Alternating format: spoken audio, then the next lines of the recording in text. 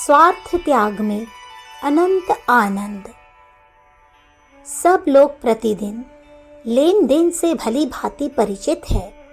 सेर भर शक्कर की यदि जरूरत पड़ती हो तो बनिए की दुकान से पैसे देकर शक्कर खरीद सकते हैं। इसी भांति अपने देश के अनाज को भेजकर उसके पलटे में दूसरे देश से हम कपड़ा मांग सकते हैं। परंतु यदि हमें आरोग्यता की आवश्यकता हो तो आपको आने या 4 आने की छटाक आधा पाव आरोग्यता बाजार में बिकती हुई नजर नहीं आती। इसी भांति यदि हम 500 रुपए में भी एक सेर विद्या खरीदना चाहे तो भी न मिल सकेगी। मिलने की तो बात ही क्या, लोग हमारे इस सौदे की बात सुनकर हमें पागल समझेंगे।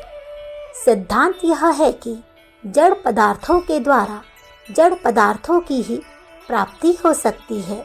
जब धन के द्वारा विद्या, आरोग्यता अथवा कुलीनता प्राप्त होना असंभव है, तब क्या आत्मिक बल को प्राप्त करने के लिए धन का भरोसा करना ठीक है? यदि केवल शारीरिक कष्टों को सहन करने से ही अपनी भीतरी शक्तियों का बढ़ाना संभव हो तो रोगी, दुखी, लूले और लंगड़े सभी महात्मा बन जाए। परंतु प्रत्यक्ष में हम उल्टा ही देखते हैं।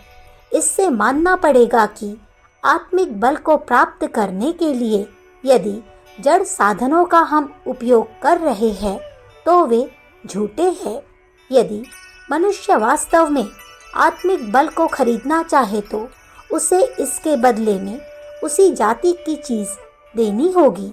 यदि वास्तव में हम संयम, सहिष्णुता, धैर्य, सहानुभूति और प्रेम को अपने हृदय में उत्पन्न करना चाहे तो हमें इनके बदले में अपनी मनोवृत्तियों की उच्च श्रृंखलता, स्वार्थ, लंपटता और मानसिक चपलता से विदा लेनी होगी। लोभी मनुष्य को द्रव्य से चाहे कितना ही प्रेम क्यों न हो, यदि वह अपने शारीरिक आराम को चाहता है तो उसे अपना द्रव्य अवश्य खर्च करना ही पड़ेगा। इसी भांति स्वार्थ का त्याग करने में हमें कितना ही कष्ट क्यों न हो, बिना उससे छुटकारा पाए हम आत्मिक उन्नति प्राप्त नहीं कर सकते। धन का सच्चा उपयोग यही है कि उसके द्वारा मनुष्य जाति को अपनी सुख शांति जुटाने में सुविधा हो। वह कृपण जो लक्ष मुद्रा के रहते भी द्रव्य प्रेम के कारण आवश्यक सामग्रियों को नहीं जुटाता, निसंदेह दया का पात्र है। इसी भांति चैतन्य जगत में भी जो व्यक्ति अपनी मानसिक वृत्तियों के बदले में सच्चे सुख और शांति को प्राप्त करने में हिचकिचाता है, वह मूढ़ बुद्धि है। प्रकृति ने मनुष्य के हृदय में क्रोध की सृष्टि इसीलिए की है कि उस पर विजय प्राप्त करके क्षमा कर दी जाए। स्वार्थ के वशीभूत होकर मनुष्य दूसरों की सुख सामग्री को छीन छीन कर अपने सुख के लिए एकत्र करता है। दूसरों की उसे जरा भी चिंता नहीं रहती।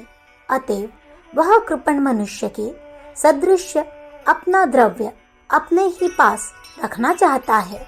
परंतु धर्म का सिद्धांत इसके विपरीत है।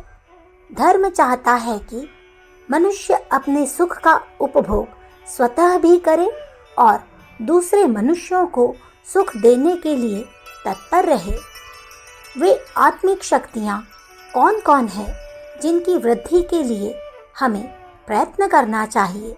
दयालुता, मैत्री भाव, संवेदना, संयम, धैर्य, सत्य, शांति और विश्वव्यापी प्रेम।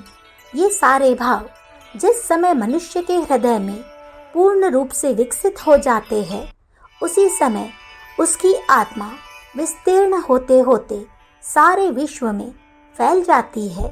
यदि इन भावों को प्राप्त करना चाहते हो तो आज ही से अधीरता, क्रोध, निर्दयता, घृणा और स्वार्थ तथा अपनी वृत्तियों को दमन करने का प्रण कर लो।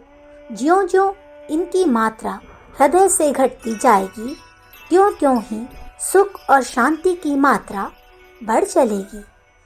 अखंड ज्योति, अगस्त सन 1945, पृष्ठ संख्या 2। हमारे YouTube चैनल विचार क्रांति दूत अखंड ज्योति पत्रिका को सब्सक्राइब करें एवं अगली वीडियोस प्राप्त करने के लिए बेल आइकन दबाएं। धन्यवाद।